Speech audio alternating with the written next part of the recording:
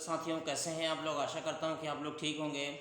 आज मैं फिर एक नया वीडियो लेकर आपके सामने हाजिर हूं। डॉक्टर भीमराव अम्बेडकर जी जो थे, उनकी ज़िंदगी से जुड़ा हुआ उन्होंने हमने कल आपको बताया था गोलमेज सम्मेलन के बारे में। आज मैं आपको बताऊंगा पूना पैक्ट की राजनीति। इसके बारे में आपको बहुत अच्छे से विस्तार से बात पता चलेगी कि क्या क्या चीज़ें हुई। डॉक्टर भीमराव अम्बेडकर जी जब पूना पैक्ट के लिए गए, या सारी चीज़ें की, कैसे किया, क्या किया, इन सारी चीज़ों के बारे में हम विस्तार से जानेंगे। देखिए, जब जो गांधी जी और अम्बेडकर जी दोनों लंदन से लौटकर आए, तो उनका शानदार स्वागत किया गया अपने अपने क्षेत्रों में। तो लेकिन अब यहाँ पे हम आगे क्या हुआ, तो इसके बारे में जाएंगे। देश की लगभग 100 संस्थाओं ने डॉक्टर भीमराव अम्बेडकर जी की उनकी सेवाओं के लिए मानपत्र भेंट किया। उनको एक जुलूस में भी मौलाना शौकत अली के साथ निकाला गया और परेल बम्बई में एक आम सभा हुई, जिसमें डॉक्टर भीमराव अम्बेडकर जी ने कहा कि कहा कि मुझे जो कांग्रेस के लोग हैं वो मुझे देशद्रोही कहते हैं, क्योंकि मैंने गांधी जी का विरोध किया। मैं इस आरोप से कतई विचलित नहीं हूँ। वह निराधार झूठ तथा विदेशपूर्ण है। ये दुनिया भर के लिए बड़े आश्चर्य की बात कि स्वयं गांधी ने आपकी दास्तां की जंजीरों को तोड़ने का तगड़ा विरोध किया। मुझे विश्वास है कि हिंदुओं की भावी पीढ़ियां जब गोलमेज परिषद के लिए इतिहास का अध्ययन करेंगी तो मेरी सेवाओं की प्रशंसा करेंगे। उन्होंने कहा कि वह 4-5 बार गांधी जी से लंदन मिलने गए ताकि कोई ठोस समझौता हो, और उनकी हट के कारण ऐसा संभव ना हो सका। यह रहस्योद्घाटन भी किया गया कि गांधी जी अपने हाथों में पवित्र कुरान को लेकर आगा खां से मिलने और आग्रह किया कि वह दलित वर्गों के लिए दिए गए अपने समर्थन को वापस ले लें, परंतु आगा खां ने साफ इनकार कर दिया। देखिए, यहाँ पे बहुत ही पॉइंटेबल बात कही, यानी आगा खां जो थे, गांधी जी जब कुरान लेकर आगा खां के पास पहुँचे तो उन्होंने क्या किया, उन्होंने कहा कि आप दलितों के जो उत्थान के लिए, दलित वर्ग को दिए गए जो अपने समर्थन को आप वापस ले लें। लेकिन आगा खां ने साफ इनकार कर दिया, वह ऐसा कदापि नहीं करेंगे। डॉक्टर भीमराव अम्बेडकर जी ने अछूतों से अपील की वह अपना संघर्ष जारी रखें, क्योंकि सतत संघर्ष से सफलता प्राप्त होती है। यानी हम लगातार अगर संघर्ष करेंगे तो हमें क्या होगा, हमें सफलता प्राप्त होगी। कांग्रेस के लोग तथा सवर्ण हिंदू तो डॉक्टर भीमराव अम्बेडकर के विरुद्ध थे ही, उधर डॉक्टर BS मुंजे और MC राजा ने तो केंद्रीय विधानसभा में दलितों के प्रतिनिधि थे, मिलकर संयुक्त चुनाव तथा सुरक्षित सीटों के आधार पर एक समझौता कर लिया, जो डॉक्टर भीमराव अम्बेडकर जी के लिए एक नया सिद्धांत बन गया। याद रहे, राजा ने भारत से लंदन को डॉक्टर साहब के समर्थन में तार भेजे और गांधी जी का विरोध किया। निसंदेह राजा और उनके समर्थक संयुक्त चुनाव और सुरक्षित सीटों के पक्ष में थे, कि डॉक्टर साहब ने समर्थन में पृथक चुनाव का पहले समर्थन किया। राजा को चूंकि गोलमेज परिषद में आमंत्रित नहीं किया गया था, और उधर गांधी जी के अछूत नेता के रूप में उभरने लगे, क्यों वह क्रुद्ध थे। इसी कारण उन्होंने अपना स्वतंत्र बखेड़ा खड़ा कर दिया। लेकिन मद्रास में दक्षिण दलित जाति की संस्थाओं ने डॉक्टर भीमराव अम्बेडकर जी का स्वागत किया और पृथक प्रतिनिधित्व का समर्थन किया।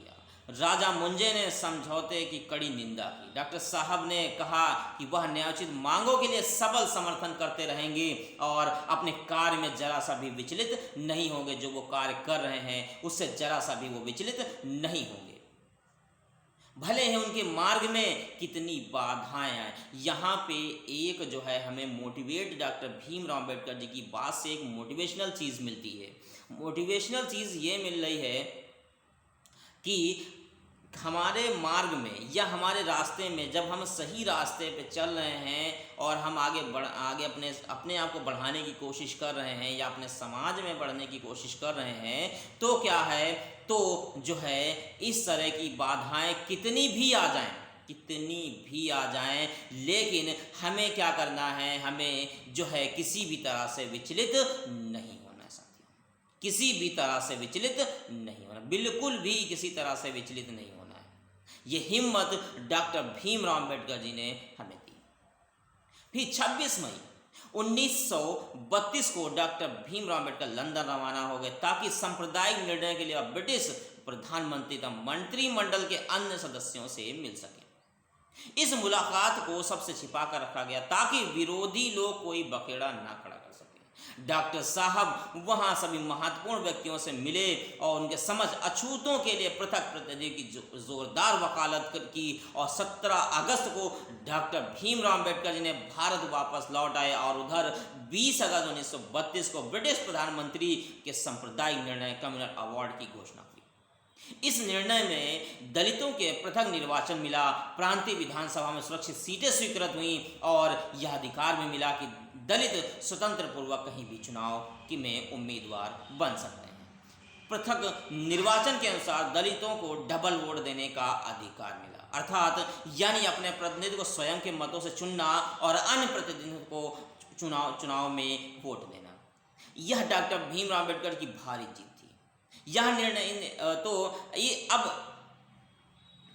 और इस निर्णय में मुसलमानों, सिखों, ईसाइयों तथा यूरोपियंस को भी पृथक चुनाव स्वीकृत हुआ। ये भी एक बहुत बड़ी जो है हमारे सामने उपलब्धि थी। यह कम्युनल अवार्ड एक बहुत बड़े राजनीतिक संकट में परिणित हो गया, जिसमें अम्बेडकर और गांधी जी को पूरी तरह से उलझा कर रख दिया, पूरी तरह से उलझ गए। जब गांधी जी गोलमेज परिषद से होकर भारत आए तब उन्हें 4 जनवरी को सरकार ने उन्हें गिरफ्तार कर लिया और यरवदा जेल पूना में रखा गया। गांधी जी को यह जब पता लगा कि उन्होंने जेल से ही ब्रिटिश प्रधानमंत्री को उन्होंने सूचित किया और 20 सितंबर 1932 को अछूतों को दिए गए पृथक प्रतिनिधित्व के विरुद्ध आमरण अनशन उपवास प्रारंभ कर देंगे। वह चाहते हैं कि अछूतों को हिंदुओं से पृथक ना रखा जाए। वह हिंदू समाज के आवश्यक अंग है। सांप्रदायिक निर्णय हिंदू समाज धर्म समाज को सदैव के लिए विभाजित कर देगा। यह अछूतों का पृथक चुनाव जो स्वीकृत हुआ है उसे शीघ्र ही रद्द कर दिया जाए, अन्यथा वह अपनी जान की आहुति दे देंगे। ये बात आई। लेकिन डॉक्टर साहब ने स्पष्ट किया कि पृथक निर्वाचन या अर्थ कतई नहीं कि अछूत हिंदू समाज धर्म से भी पृथक हो रहे हैं। यह तो राजनीतिक आयोजन था। डॉक्टर भीमराव अम्बेडकर जी जो सबसे बड़ी शिकायत थी गांधी जी ने ईसाइयों मुसलमानों से सांप्रदायिक निर्णय में स्वीकृत पृथक प्रतिनिधित्व के विरुद्ध एक भी शब्द नहीं कहा। अछूतों को उसे अधिकार के विरुद्ध प्राण लेने के लिए उतारू हो गए। दूसरे गांधी जी ने उनसे प्रार्थना में हस्ताक्षर किए जिससे ब्रिटिश प्रधानमंत्री को इस निर्णय का अधिकार सौंपा था, वह मानने के लिए बाध्य थे। लेकिन राजनीतिक दृष्टि से हताश होकर महात्मा जी आमरण उपवास के लिए तैयार हो गए। इससे सारे देश में चिंता और क्षोभ फैल गया। हिंदुओं ने सब आग्रह किया कि राष्ट्रवाद और देशभक्ति के नाम पर संगठित हो जाएं। निसंदेह सारा देश इस संकट में पड़ गया कि महात्मा जी की जान किस प्रकार बचाई जाए। बड़े बड़े नेताओं की मांग दौड़ शुरू हो गई और उन्होंने बंबई में 19 सितंबर को एक सभा बुलाई और पंडित मदन मोहन मालवीय, राजेंद्र प्रसाद, अड़े, मोंजे, ठक्कर, सर चिमन लाल, शीतलवाड़, MG राय, राजा डॉक्टर सोलंकी, डॉक्टर अम्बेडकर जैसे आदि नेता लोग शामिल होने लगे। डॉक्टर राजेंद्र प्रसाद जी ने कहा कि हिंदू धर्म के सामने कसौटी का समय आ गया है और गांधी जी पहले कह चुके थे कि डॉक्टर भीमराव अम्बेडकर जी हिंदू धर्म के लिए एक चुनौती हैं। डॉक्टर भीमराव अम्बेडकर यह जानते थे गांधी जी के लिए मतलब जिसके नाकाम करने के लिए यानी जो है उन्होंने दृढ़ प्रतिज्ञ थे। डॉक्टर साहब ने एक विज्ञप्ति में यानी विज्ञापन जो दिया था उसमें स्पष्ट लिखा, जहां तक मेरा समय किसी भी विषय विचार विमर्श के लिए तैयार हूँ, परंतु दलितों के अधिकार से किसी भी प्रकार की कमी करने के लिए कतईन तैयार नहीं।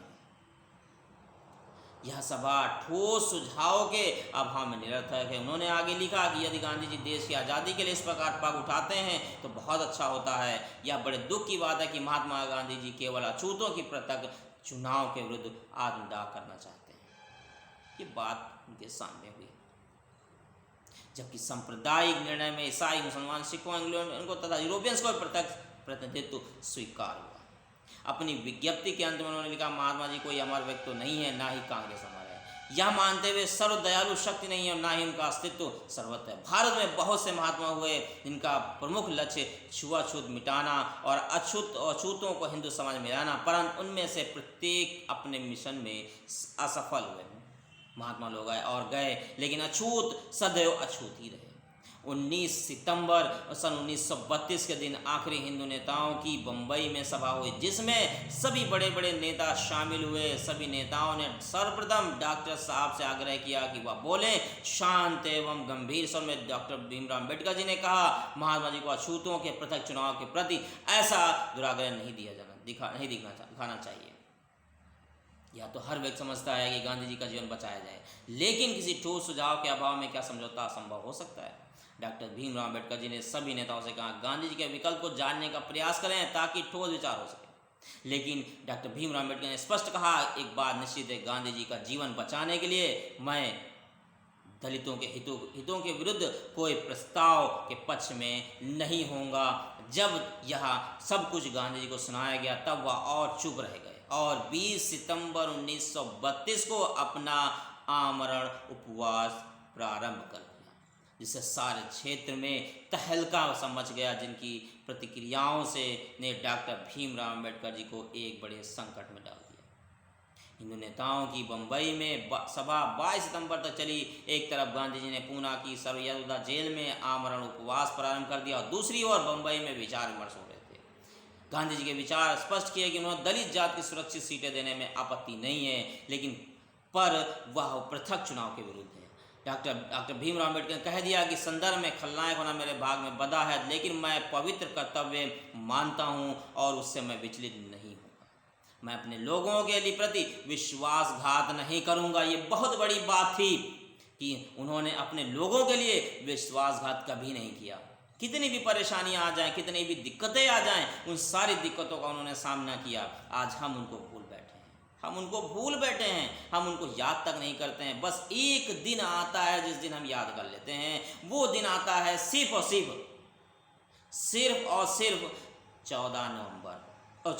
14 अप्रैल के दिन याद कर लेते हैं। बाकी हम याद नहीं करते हैं। बाकी ना तो हम उनकी शिक्षाओं को याद करते हैं, ना हम सिर्फ और सिर्फ एक दिन याद कर लेंगे। एक दिन आया, खुशी मना लिया, बस खत्म हो गया। डॉक्टर भीमराव अम्बेडकर जी ने ये बात कही थी कि बस मेरा एक दिन ही बर्थडे मना लेना, ये बात कही थी, कभी नहीं कही थी। उनकी शिक्षाओं को हमेशा याद रखना है, हमेशा उन पर चलना है, उनके बताए हुए रास्ते पर चलना है, ये बात मैंने कही थी। भले ही आप मुझे किसी निकट के बिजली के खंभे से फांसी चढ़ा दें, मैं डॉक्टर अम्बेडकर गुस्से में उन एकत्रित हिंदू नेताओं की ओर देखकर कहा, तुम कोरे सिद्धांतवादी पंडित और देशभक्त, या तुम हमें अपना नहीं मान सकते तो मैं तुम्हें हम पर संयुक्त निर्वाचन थोपने का अधिकार नहीं है। वह अपने धर्म से हमें चिपकाए रखने का हक नहीं है। हिंदू नेताओं ने जब डॉक्टर भीमराव अम्बेडकर से आग्रह किया कि वह गांधी जी से जेल में मुलाकात अवश्य कर लें तो राजी हुए। उन्होंने ऐसा नहीं कि मुलाकात नहीं की, मुलाकात से नहीं घबराए, उन्होंने मुलाकात की। 21 सितंबर 1932 की शाम को डॉक्टर भीमराव अम्बेडकर जी स्प्रू, मालवीय, जयकर, बिड़ला, चुनीलाल मेहता और राजगोपालाचारी सहित गांधी जी से मिलने पूना गए, जहां उन्हें एक गंभीर राजनीतिक संकट का निदान करना था। जब ये लोग सर्वयदा जेल के अहाते के अंदर गए तो गांधी जी एक लोहे की चारपाई पर एक घने आम के पेड़ के नीचे लेटे हुए थे। सरदार पटेल जी और सरोजिनी नायडू पास में बैठे थे। पास में पानी, सोडा तथा नमक रखे थे। ऐसा चित्र दिख रहा था मानो किसी चीज़ के खो जाने का मातम मना रहे हैं। डॉक्टर भीमराव अम्बेडकर जी उनकी चारपाई के निकट पहुंचे तो वातावरण और शांत हो गया। साथ में लोग सोच रहे थे कि डॉक्टर भीमराव अम्बेडकर महात्मा से मिलते ही पिघल जाएंगे, लेकिन डॉक्टर साहब दलितों को हृदय से प्रेम करते थे। अब उनका कोई निजी स्वार्थ नहीं था, उनका कोई निजी स्वार्थ नहीं था इस चीज़ के पीछे कि नहीं हमारा पर्सनल स्वार्थ है, हमें फ़ायदा मिलेगा, ऐसा कोई भी औचित्य नहीं था। इस तरह का कोई भी उनके अंदर मन में किसी भी प्रकार का कोई भी लालसा थी। वह निर्भीक और साहसी थे। गांधी जी बहुत कमज़ोर स्थिति में अपनी चारपाई में पड़े हुए थे। वार्तालाप प्रारंभ हुआ। स्प्रू ने सारा किस्सा गांधी जी को सुनाया। मालवीय जी ने अपना हिंदू दृष्टिकोण प्रस्तुत किया। तत्पश्चात डॉक्टर भीमराव अम्बेडकर जी सीधे स्वर में बोले, महात्मा जी आप हमारे साथ बड़ा पक्षपात किया, गांधी या तो मेरा सदैव भाग ही रहा कि मैं पक्षपाती प्रतीत होता हूँ, पर ऐसा होने से नहीं रोक सकता। डॉक्टर भीमराव अंबेडकर जी ने अपने दृष्टिकोण को प्रस्तुत किया प्रभावशाली भाषा में। अपने तर्कों को इस ढंग से डॉक्टर साहब ने दलितों के हितों की रक्षा हेतु गांधी जी का यह मान गए कि उनकी मांगे न्यायोचित हैं। अंत में गांधी जी ने उत्तर दिया, मेरे पूर्ण सहानुभूति तुम्हारे साथ है। बहुत से मामलों में जिन्हें आप में मानते हैं मैं आपके साथ हूँ डॉक्टर साहब, लेकिन आप कहते हैं कि आपकी रुचि मुझे बचाने में है। डॉक्टर भीमराव अंबेडकर जी हाँ महात्मा जी, इस आशा के साथ यदि आप सारा समय मेरे लोगों के उत्थान में लगाएं तो आप हमारे ही नायक बन सकते हो। गांधी जी, अच्छा यदि ऐसा है तो आप जानते हो मेरे जीवन को बचाने के लिए आपको क्या करना चाहिए, उसे करो और मेरे जीवन को बचाओ। मैं जानता हूँ तुम उसे त्यागना नहीं चाहते हो जो तुम्हारे लोगों को सांप्रदायिक निर्णय के अंतर्गत मिला। मैं आपकी चयनक व्यवस्था पैनल सिस्टम को स्वीकार करता हूं, पर उसमें से एक दोष निकाल दो। तुम्हें चयन व्यवस्था को सारी सीटों पर लागू करना चाहिए। आप जन्म से अछूत हो, मैं अपने हृदय से। हमें एक और अविभाज्य होना चाहिए। हिंदू समाज को विघटन से बचाने के लिए मैं प्राण कर देने तैयार हूँ। डॉक्टर भीमराव अंबेडकर जी ने गांधी जी के सुझाव को स्वीकार कर लिया और मुलाकात समाप्त हो गई। अन्य बातों को निश्चित करने के लिए कुछ नेता लोग जुड़ गए। घंटों तक विचार विमर्श होता रहा। इसी बीच यह समाचार फैल गया कि महात्मा जी का स्वास्थ्य एकदम गिर गया, उनका शरीर बहुत कमजोर हो गया। गांधी जी के पुत्र देवदास गांधी जी की आंखों में आंसू भरे डॉक्टर भीमराव अंबेडकर से मिले और अपने पिता की करुणामय कहानी सुनाई। यह आग्रह किया कि वह जनमत की अवधि को लेकर हट ना करें। आखिर मामला गांधी जी के समक्ष पेश किया गया। वह सुरक्षित सीटों और सही चुनाव को ले मान गए। इनकी अवधि क्या हो, जनमत द्वारा कितने समय बाद तय हो या आरक्षण व्यवस्था कब समाप्त हो, ऐसा अगर गतिरोध पैदा हो गया। डॉक्टर भीमराव अम्बेडकर 15 से 20 अवधि पर और गांधी जी 5 अवधि पर डटे रहे और स्वयं उन्हें मारने की धमकी दी और दूसरे को महात्मा गांधी का निर्णय दे दिया कि 5 वर्षीय की अवधि अथवा मेरे प्राणों का अंत है। इस प्रकार डॉक्टर भीमराव अम्बेडकर जी बड़े भारी धर्म संकट में पड़ गए। दलितों के हितों की रक्षा करें तो महात्मा जी के प्राण बचाएं। अंत में राजगोपालाचारी अन्य नेताओं की सहायता से निर्णय हुआ कि जनमत के बिना सुरक्षित सीटें तथा संयुक्त निर्वाचन की अवधि 10 साल रख दी जाए। अछूतों के पृथक निर्वाचन का यह अंत हो गया। इधर डॉक्टर भीमराव अम्बेडकर जी सहमत हो गया। गांधी जी को जेल में असमझौता बतलाया गया। वह बोले यह तो बड़ा अच्छा है। शीघ्र ही उन्होंने अपनी अनुमति दे दी। फिर क्या था, समझौता का प्रारूप तैयार किया गया और 24 सितंबर 1932 को यर्वदा करार यानी पूना पैक्ट पर नेताओं के हक साक्षर किए। दलित वर्गों की ओर से डॉक्टर भीमराव अम्बेडकर जी ने हस्ताक्षर किए। सवर्ण हिंदुओं की ओर से पंडित मदन मोहन मालवीय जी ने किए। पैक्ट पर अन्य लोगों ने जैसे M.R. Jayakar, T.B. Sapru, G.D. Birla, C. Rajagopali, doctor Rajendra Prasad, Rai Bahadur Srinivasan, M.G. Raja Devdas Gandhi ji, Biswan, P.N. Rajbhoj ji, P. Balu जी, G.N. गवई जी, L. ठक्कर, P.G. सोलंकी जी, C.B. Mehta, R. Bakle, B.S. Kamat जी, देवधनर, रामेश्वर दास बिरला, गोविंद मानवीय ने भी हस्ताक्षर किए। राजगोपालाचारी जितने प्रसन्न हुए डॉक्टर भीमराव कलमों की अदला बदली करके हस्ताक्षर किए। इस समझौते की सूचना शीघ्र ब्रिटिश प्रधानमंत्री को दे दी गई। मुंबई में एक आम सभा 25 सितंबर 1932 को हुई, जिसमें मालवीय जी ने अपने अध्यक्षीय भाषण में यह निवेदन किया, आप किसी को जन्म से अछूत नहीं समझा जाएगा और देश में छुआछूत का अंत होना चाहिए।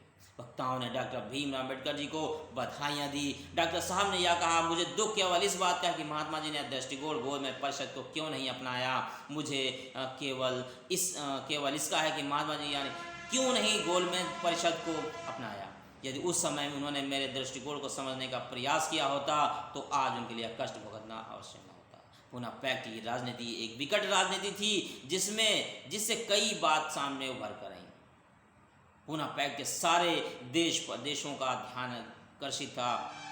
इससे यह सिद्ध हो गया कि गांधी जी कांग्रेस कट्टर सवर्ण हिंदू थे और अब उन्हें अछूतों का प्रतिष्ठान नेता बनाया। गांधी जी के प्राण बचाने का श्रेय डॉक्टर भीमराव अम्बेडकर जी को जाता है। दोनों पक्षों को कुछ न कुछ खोना पड़ा। 71 सीटों के बजाय सवर्ण हिंदुओं को अछूतों के लिए 148 सीटें देनी पड़ी। उधर दलित वर्गों को अपने प्रतिनिधियों के अपने द्वारा चुने गए अवसर को छोड़ना पड़ा। सवर्ण हिंदू भी दलित प्रतिनिधियों के चुनाव में वोट देंगे और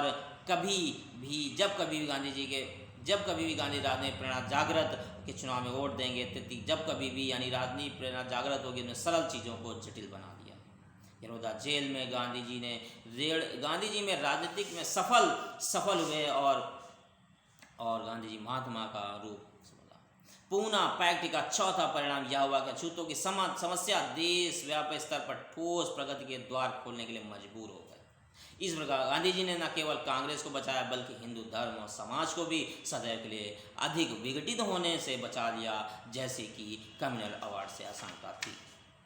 22 सितंबर 1932 की सभा में हिंदू नेताओं ने छुआछूत निवारण का एक प्रस्ताव पास किया, जिसके फलस्वरूप छुआछूत निवारण संघ की स्थापना हुई, जो आगे चलकर हरिजन सेवक संघ कहलाया। संघ के अध्यक्ष जी.डी. बिरला और मंत्री अमृतलाल ठक्कर को बनाया गया। संघ के केंद्रीय बोर्ड के 8 सदस्य, जिनमें 3 दलित जाति के डॉक्टर भीमराव अंबेडकर जी, MC राजा जी, राय बहादुर श्रीनिवासन थे। संघ ने यह निश्चय किया शांतिपूर्ण ढंग से उन सामाजिक तथा धार्मिक बुराइयों का अंत किया जाए जिनमें अछूत लोग पीड़ित हैं। संघ के अध्यक्ष बिरला और मंत्री ठक्कर ने संयुक्त वक्त में कहा, समझदारी सनातनी हिंदू छुआछूत निवारण के इतने विरोधी नहीं है जितने कि अंतरजातीय रोटी बेटी व्यवहार के विरोधी हैं। इसलिए यह स्पष्ट करना आवश्यक प्रतीत होता है कि संघ का उद्देश्य केवल अछूतों के शैक्षणिक, आर्थिक तथा सामाजिक उत्थान के लिए रचनात्मक कार्य करना चाहिए। ऐसे कार्य में कट्टर सनातनी भी सहानुभूति होती होगी। अंतर्जातीय रोटी बेटी व्यवहार की बातें संघ के कार्यक्षेत्र से बाहर हैं, और इस प्रकार जो है ये पूना पैक्ट जो है किस तरह राजनीति हुई, कितनी लंबी राजनीति हुई। राजनीति होने के बाद बहुत मुश्किलों से डॉक्टर भीमराव अंबेडकर जी के सामने बहुत सारी मुश्किलें आई, लेकिन उन्होंने मुश्किलों का सामना करते हुए भी इस परेशानी से हम लोगों को निकालने का प्रयास, यानी दलितों को निकालने का प्रयास किया। लेकिन फिर भी आज डॉक्टर भीमराव, अगर किसी से पूछ लिया जाए डॉक्टर भीमराव अंबेडकर जी के बारे में, तो बहुत मुश्किल से चंद बातें बता पाएगा। बस इतना जानेगा कि बस दलितों के मसीहा थे, बस इतना 2-4 बातें कह देगा, बस खत्म हो जाएगा, उससे आगे कुछ नहीं बता सकता। उसे नहीं जानता है कि डॉक्टर भीमराव अंबेडकर जी ने किस तरह से क्या क्या परेशानी उठाकर जो है हमें इतने बड़े जो है पैमाने पर इतने हमें अधिकार दिलाए, हमें वोट देने का अधिकार दिलाया, हमें शिक्षा लेने का अधिकार दिलाया, हमें तमाम के तमाम बहुत सारे अधिकार जो हमें प्राप्त हैं उनको दिलाने के लिए उन्होंने कितनी मेहनत की, कितनी परेशानियां उठाई। ये सारी चीज़ें हमें ये चीज़ बताती हैं। हमें अपने आप को जागरूक करना होगा, हमें अपने आप को शिक्षा की ओर मोड़ना होगा, तभी हम इन सारी परेशानियों से, जो परेशानियां हम पे जो आ जाती हैं और हम का सामना नहीं कर पाते हैं, तो हम इन परेशानियों से निकल सकते हैं। अगर ये आपको वीडियो हमारा अच्छा लगे तो इस वीडियो को ज़्यादा से ज़्यादा शेयर करें, लाइक करें, और हमारे चैनल पे नए हों तो हमारे चैनल को सब्सक्राइब करें। Thank you.